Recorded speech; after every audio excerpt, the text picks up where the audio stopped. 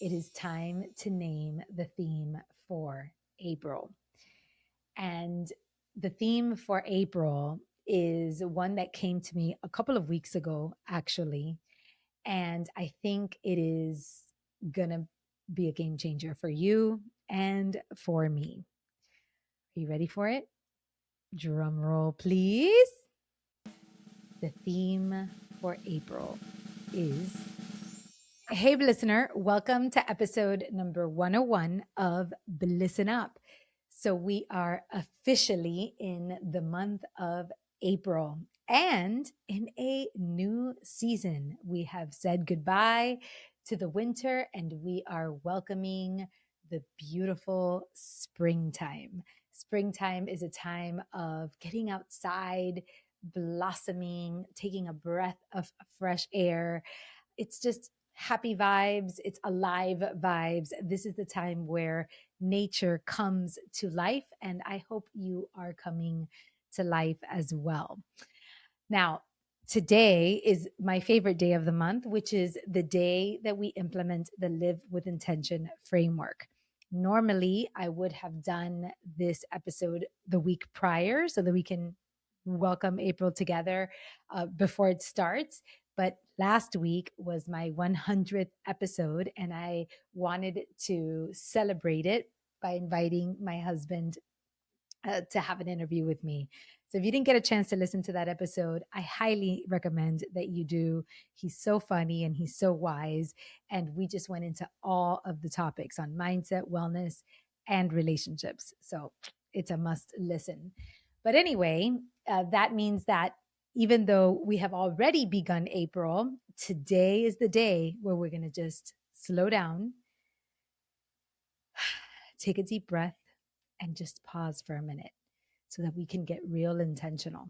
What I love about being a couple days after April today is that it serves as a reminder that this is about rhythm. It's not about rigid rules. It's not about pass or fail. Just because we didn't get to this on April 1st or right before April 1st does not mean that the month is over. We just want to focus on the rhythm, not so much on the clock and the date, but on what is meant to happen in the season, in the ritual of this practice. So the ritual goes as follows. You notice what worked last month, what didn't work, what served you well, what do you want to carry into the new month, and what do you want to release and leave behind. You name your intentions for this upcoming month and you decide that you are going to nurture that intention and you are going to look for evidence of how you are nurturing that intention from this point forward.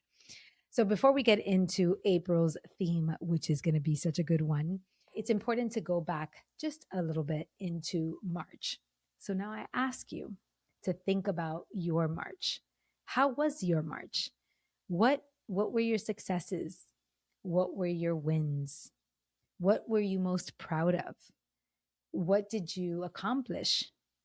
What did you start the month wanting to accomplish and maybe didn't get to do? What didn't work? What do you want to leave behind? These are the questions I want you to sit with just for today.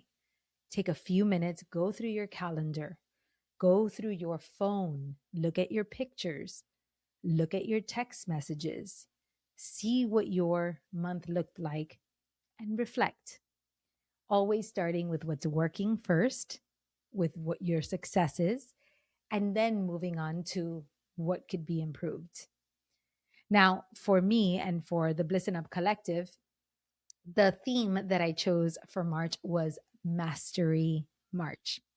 So I will start with some successes for this month, and then I'm going to tell you what did not work so well and what we're doing going forward.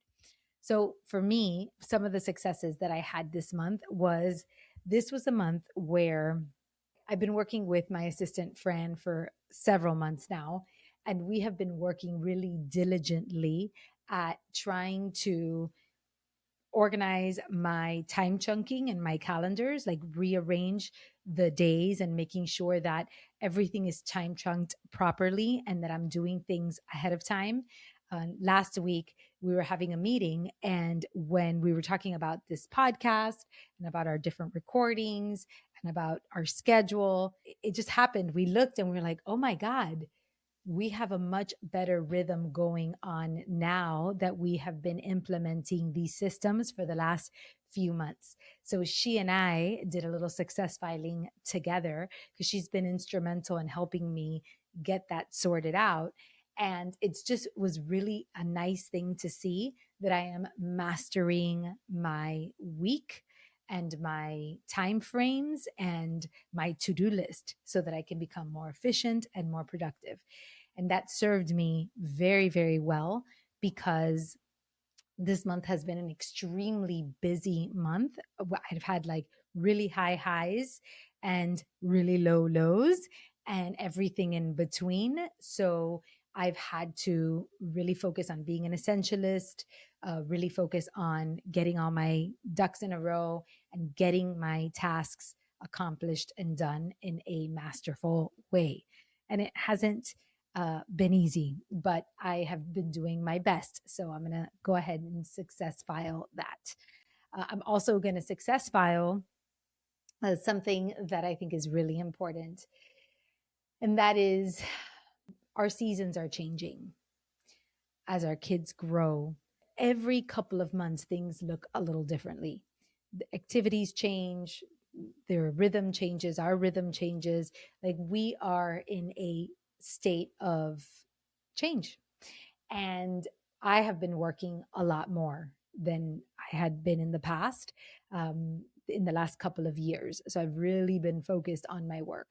Whereas for many, many years before that, my kids were the ultimate priority. And then I kind of snuck in work whenever I got a chance, like on the side. So it was the script was flipped, right? Kids were number one, top priority, consumed most of my time, a little bit of work. And then now it's like work consumes most of my time. And then the kids are more in the pockets and in the afternoons and things like that, mainly because their schedule now allows for that. So it's, everybody has something to do. Everybody's busy. They have their sports and their activities and their schedules. So it just gives me more time to prioritize my work, which is great. But I like to always take the pulse of my family, check in, see how things are going, see, what's working, what's not working, reflect, notice, pay attention, just always be keeping your pulse on things.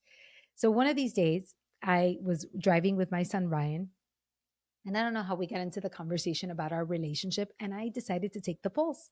And I started to ask him a few questions. How are things going? Do you feel that we're, connected? I always ask them, do you feel connected or disconnected from me? Do you feel that I'm being present or not present? Is there any feedback you want to give me on our relationship? Anything that you feel like is not working? Like I'm just always taking the pulse and asking those questions. So I asked him, so tell me, how are you feeling about my work and how much I work these days? Do you still feel connected or disconnected? And he said, no, no, no, I feel super connected to you. Yeah. And then I said, oh, great. And then he paused. And a little while later, he said, but I do kind of wish that you didn't work as much as you do. I said, well, what does that mean? He said, well, I've just noticed that you're not as available anymore for like pickups and drop offs and things like that. I'm like, well, tell me something specific. What do you mean specifically? And he said, well, Saturday mornings, and he's going to this football training camp. He says, you can never take me. And I said, yeah, but I always get you a ride on Saturday mornings. I always make sure to get you a ride. He's like, yeah, I know, but it's just like, you just cannot take me. Every Saturday you're busy. So it just feels like you're working a lot. And when he said that, I decided to reflect on it. I said, okay, thanks for letting me know. I was like, is it really important to you that I take you to the game, to this practice? And he's like, yeah, I would love it. I like waking up with you in the morning, and I like that you're the one that picks up my friends and that I go with you. He's like, I really enjoy that. I said, thanks for letting me know, bud. I'm gonna look into that and I'm gonna see what we can do about that. Thanks, mom. That was the end. So I went back and looked at my schedule. He was absolutely right. For the last few Saturdays, I had Florida Speakers Association. I was giving a speech there, or I had something else. I don't know what I was doing. I just had activities. I had a coaching session, and on a Saturday morning, like I had just been allowing my Saturdays to get crammed with work related things. And because I would get my kid a ride to football, I thought everything was fine and dandy. And then by the time he got back from football, we'd have the rest of the afternoon together. So I didn't really think it was a big deal, but it was a big deal to him. And in that moment, I looked at my calendar and I said, I'm making Saturday mornings a non negotiable from this point forward. No more Saturdays. I'm going to dedicate myself to taking him to this football training camp. So I blocked off Saturday mornings. And the next week, I'm getting ready to go to bed on Friday night. And he says, Mom, who's taking me on tomorrow to practice? And I said, well, I am. And he was like, oh, that's awesome. And I said, no, not only am I taking you to practice, but I have made it a non-negotiable. So from this point forward, I'm going to take you every Saturday. This is going to be our date, our tradition. He was like, thanks, Mom. I really appreciate that. He gave me the biggest hug. He says, you're the GOAT, Mom. Thanks for listening to me. And it was just a beautiful interaction. And at that moment, it felt like a success.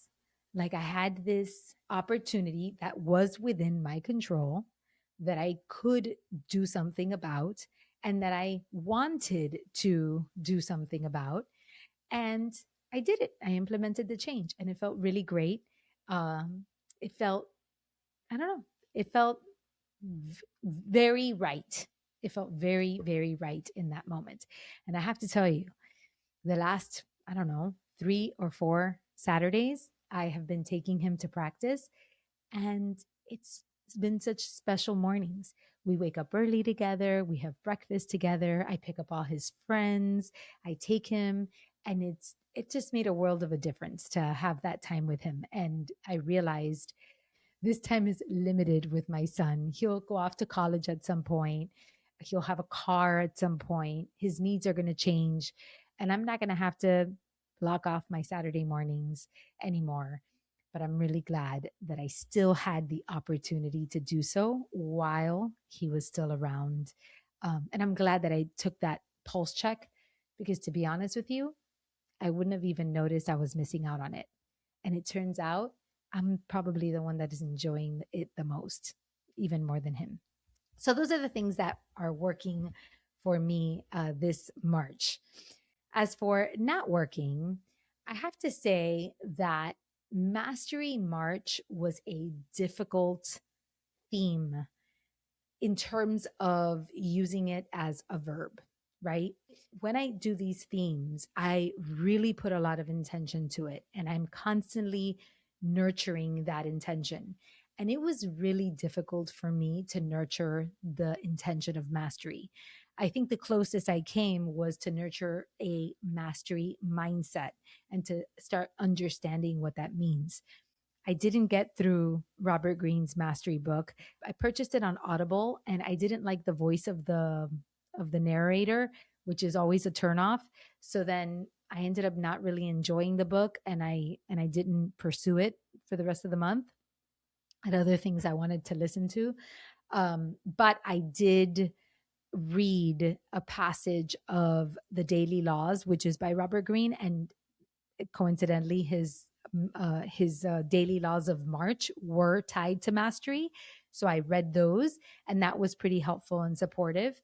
I didn't really know how to look for evidence of mastery throughout the month.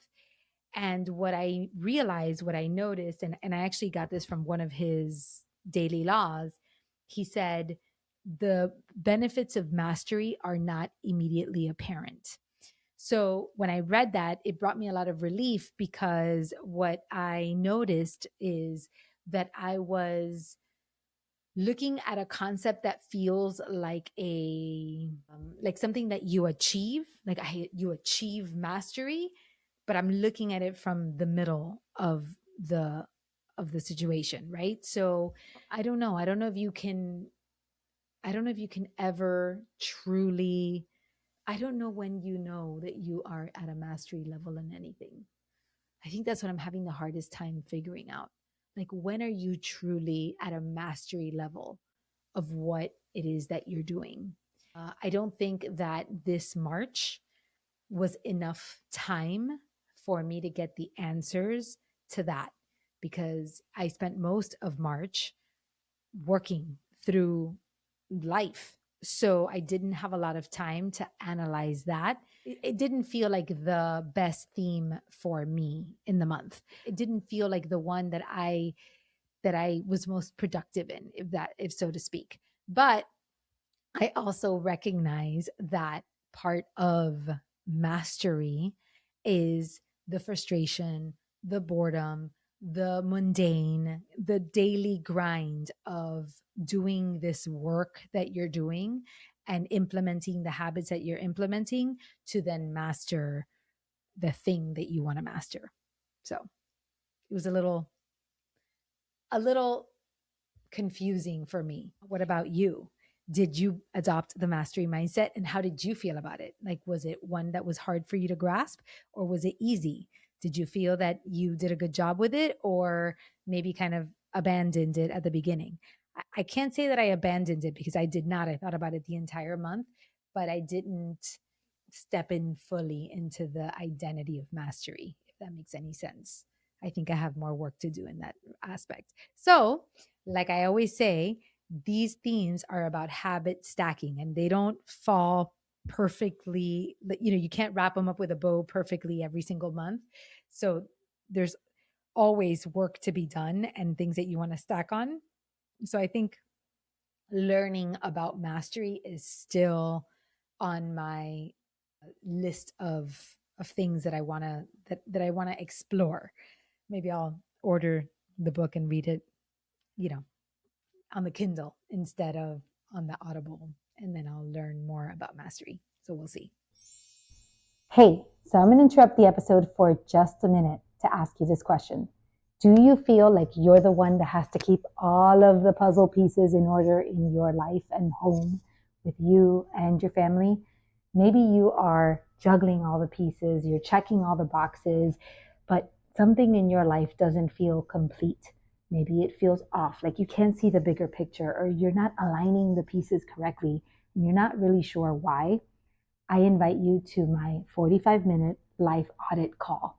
This is a clarity call where you and I are going to work together to look at all the pieces of your puzzle and see where you actually are, where you want to go, and what shifts you may need to make in your life to get there. So if you are ready to take that kind of look at your life, then I invite you to go to the link in the show notes and book a slot. I'm hosting these calls from April 7th to the 17th. So make sure that you grab a spot before they run out. And let's take a look at your life puzzle together. Back to the episode. Okay. So, having have said all of that about March, it is time to name the theme for April. And the theme for April is one that came to me a couple of weeks ago, actually. And I think it is going to be a game changer for you and for me. Are you ready for it? Drum roll, please.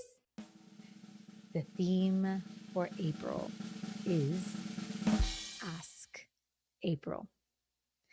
You see, after coming from mastery, one of the things that I wanted for my theme for April was I wanted a verb.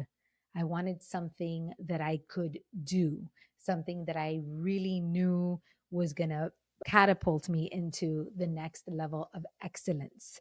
And what came to me was that in order to be excellent, you need to become a master at asking the right questions, asking for help, asking for what you want, learning how to ask, how to be comfortable enough in your own skin that you can ask for the life that you desire. I read somewhere that a wise person doesn't have better answers, they have better questions. And then I started thinking about Stephen Covey's 7 Habits of Highly Effective People. And one of his principles of highly effective people is seek to understand, then be understood. In having better questions and seeking to understand, the one thing that we have to do in our lives is learn how to ask. Ask without judgment, ask with curiosity, ask with a beginner's mind, ask with confidence, ask even if you're afraid that somebody else will say no. Just ask. Asking is such an important part of striving for excellence. So, this month, I'm going to be asking a lot of questions of myself, of my family, of my community, of my peers. I want to be constantly focused on, am I asking the right questions? Am I asking for help? Am I asking for support? Am I asking to develop more wisdom? So I think that's going to be a game changer, truly, if you really focus on asking. I'm going to give you an example. Oftentimes, when I work with one on one clients, a lot of times my clients will pose a challenge or a situation that they're dealing with, and they will tell me what their circumstances are. And if I offer them a suggestion or a different perspective, they might tell me why those things aren't going to work based on everything that they know. And when I have that exchange with the client, what I have noticed is usually when you're coming from a place of, I know the truth, these are the circumstances, these are the facts, this is why it doesn't work, you are not asking to look at things differently. You are not asking questions of how could we make this work. You are not asking what part of the puzzle might be missing, right? You're relying too much on what you know and not relying enough on what you do not know. It was one of the things that I learned during Mastery March, actually, was oftentimes we glean more information from what is not there than from what is there. But in order to understand what is not there, we have to get better at being curious and being open minded and looking at things from a different angle, from a different perspective. And to me, that all goes back to asking, asking to understand, asking to look at things differently, asking what could be missing.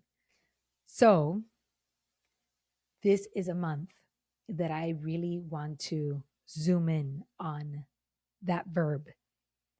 And I want to invite you to do the same. What will you be asking this month? What do you think you need to ask for? Whether it's from God or from your higher self or from a family member or your spouse or your kids or your employer or your clients. What are you going to ask this month to really catapult you into a life of excellence, to help you make the shifts and the changes necessary in your growth and in your evolution? I can't wait to find out. I would love for you to send me a message and tell me if this theme resonated with you or not. You can always find me on Instagram at Caroline de Posada. Just send me a DM there, or you can get on my newsletter, which the link is in the show notes, so that you can write back to me and let me know what your thoughts are on this month's theme. And Of course, you don't have to adopt my theme. You can always adopt your very own theme. That's what this process is all about. So if you have a theme of your own, please go ahead and share it. If you're on Spotify, you can put the comment what your theme is, or on YouTube, you can put the comment what your theme is. And if you're on Apple, just make sure you send me a message. And I would love to know what your theme is for this month. So that's all I've got for you today. May you have a beautiful, meaningful, blissful month, and may you continue to ask questions that lead you to the highest version of yourself. I'll see you next week. That's it for today's episode. Thanks so much for being here. I am deeply, deeply grateful to connect. If you're loving this podcast, I'd love if you'd follow, rate, or leave a review wherever you listen to podcasts. Those reviews help us so, so much. And if you know of someone who could really use a voice like mine in their head, please share this episode with them. Now, if you're feeling called to keep the conversation going, come join us inside the Bliss and Up community on Facebook. It is a free space to reflect and root into intention together. You can find the link in the show notes, or just search Bliss and Up with Caroline de Posada on Facebook. I'd love to welcome you in. Until next time, take care and keep noticing the sparks of bliss in your life.